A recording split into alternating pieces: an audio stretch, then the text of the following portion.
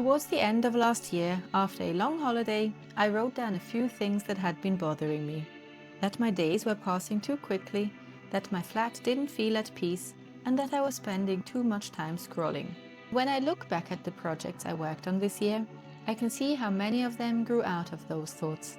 They were about being more intentional with how I use my time, how I use my space, and what I choose to fill both with.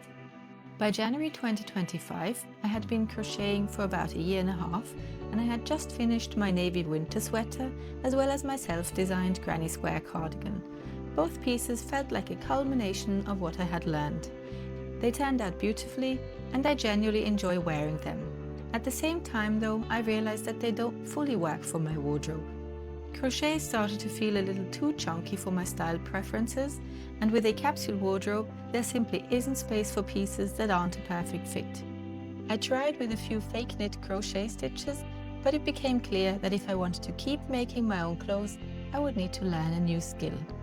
So, in June this year, I started my first knitted sweater while I was on holiday, and I've been working on it slowly ever since. There has been a lot of ripping back and redoing, but I'm at peace with that. When you spend this many hours on something, it makes sense to take the time to get it right. There's definitely a backlog now though. A started cardigan, a started beanie, and a few sweaters I've already bought yarn for. But I'm enjoying the process. It feels really good to see how this skill is building over time. Another area that evolved this year is how I take care of plants. Due to a gnat infestation, I eventually got quite tired of constantly dealing with issues related to soil, and I decided to move everything into LECA. That was definitely a risky step. Most of the research I found advised against directly repotting from soil to LECA, and also against doing it for all plant types. I did it nevertheless, and while it didn't work out perfectly for every plant, overall it turned out really well. Through that process, I learned a lot more about root systems and plant care in general. I also noticed that I'm paying much closer attention to my plants now. Small changes, signs of stress, things I might not have noticed before. With my move into a capsule wardrobe early 2024, I realized how much I appreciate the calm and ease that comes with a lighter, more intentional way of living. I wanted that same feeling to be reflected throughout my home. One area where this became very clear was the kitchen. I wanted to keep only the things I regularly use and to be able to take things out and put them away easily without unnecessary hassle.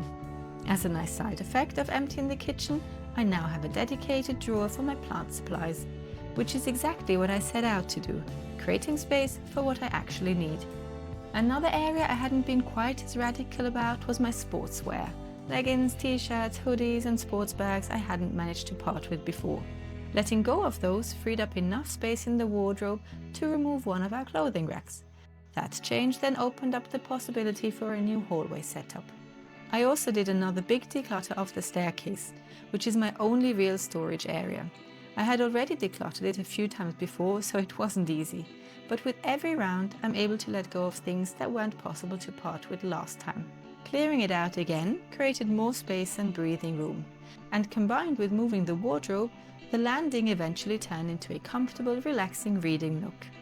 I really love how getting rid of things creates space, and how that space then opens up room for actually living in it.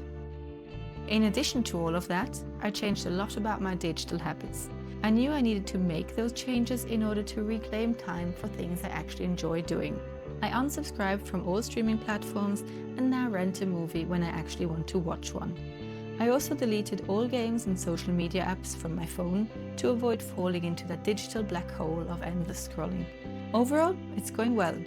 While I'm still spending a lot of time in front of a screen, most of it now goes into things I'm genuinely interested in. Researching my capsule wardrobe, plant care, redesigning my space, and similar topics. And of course, starting this YouTube channel plays into that as well. It's a whole project and learning journey in itself. And while I enjoy it a lot, it does mean spending more time on my laptop than I originally wanted to.